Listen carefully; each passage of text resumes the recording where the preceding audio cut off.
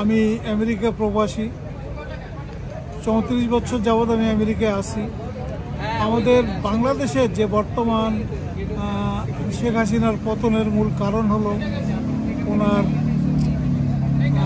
উনি দলটাকে এমনভাবে ধরে রাখছিলেন যে মানুষের বাক স্বাধীনতা উনি খর্ব করেছিলেন।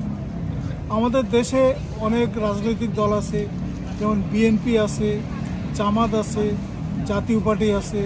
তারা কিন্তু শেখ হাসিনা হটানোর ব্যাপারে কোনো ভূমিকাই রাখতে পারে না। কিছু ছাত্র জনতা উৎসাহিত হয়ে এই শেখ হাসিনার এই অনাচারের প্রতিবাদে আন্দোলন করেছিল। অনেক অসহায় নির্যাতিত মানুষ রাস্তায় মারা গেছে, যার ফলপ্রসূ আমাদের এই শেখ হাসিনা পতনের মূল কারণ। বিশেষ করে শেখ হাসিনার ভারত প্রীতিটা বাংলাদেশের 99% মুসলিম সহ্য করতে পারত না। ভারতকে যে সুযোগ সুবিধা দিয়েছে শেখ হাসিনা, এটাও একটা মূল কারণ হতে পারে বলে আমি মনে করি। বিশেষ করে ওনার যে প্রশাসনিক, যে ওনার ছেলে জয় এখানে আমেরিকায় থাকে, তাকে বহুবার আমরা দেখেছি। তাকে বিভিন্ন পর্যায়ে সে এমনভাবে রেখেছে যে যা কল্পনা করা যায় না। এখান থেকে সে বাংলাদেশের বেতন ভাতা গ্রহণ করত। এটা একটা অনৈতিক কাজ। আমি দেখেছি ওই বেতবুনিয়ায় একটা বঙ্গবন্ধু স্যাটেলাইট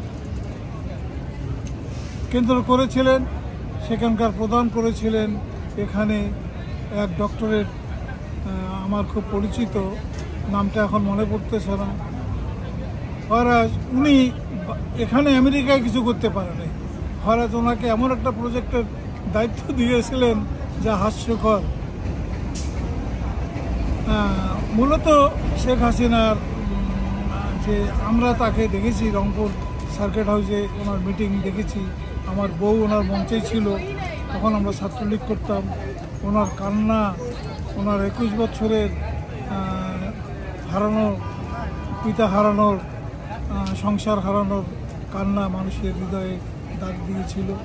আমরা সেই সুবাদে ওনাকে, আমরা বাংলাদেশের জনগণ ওনাকে ক্ষমতায় বসেছিলেন। কিন্তু ক্ষমতায় বসার পর তিনি যে অনৈতিকতা শুরু করেছিলেন যা অকল্পনীয়। শেখ হাসিনার পরিচয়টা একটু শুনে দেন। শেখ হাসিনার আমল নামা দিব একটু টান। শেখ হাসিনা দিল্লিতে সনাতন সনাতন, বাংলা মুসলমান। শেখ হাসিনা বড় বেঈমান, শেখ হাসিনা বড় বেঈমান। শেখ হাসিনা তোমার ভয় নাই, রাজপথ ছাড়ি নাই, যে তরকারি কোনো খবর নাই, খালি সালাদটা নিয়ে দৌড়া দিন, সালাদটা নিয়ে দৌড়া দিন। কেন পতন হয়েছে শেখ হাসিনা নিজে ভালোভাবেই জানেন, কী অবস্থা হবে নিজে ভালোভাবে জানেন। শেখ হাসিনা তো একটা ছাত্র যদি নকল করে পাশ করে ডাক্তার, সে কি ডাক্তারি করতে পারবে? শেখ হাসিনা নকল ভোটে পাশ করছে। দেশি ডাক্তার আর বিদেশি প্র্যাকটিশন, এই ডাক্তার প্র্যাকটিশন করে দেয় মোদি। যে নেতা তো অনেক আন্দোলন করছিল, এখন আর কেউ নাই। পরিস্থিতি দেখে কেউ নাই, দেখা যে নেত্রী নাই, আর নেতা কি করে থাকবে? নেত্রী নেই, নেতা থাকবে কি করে?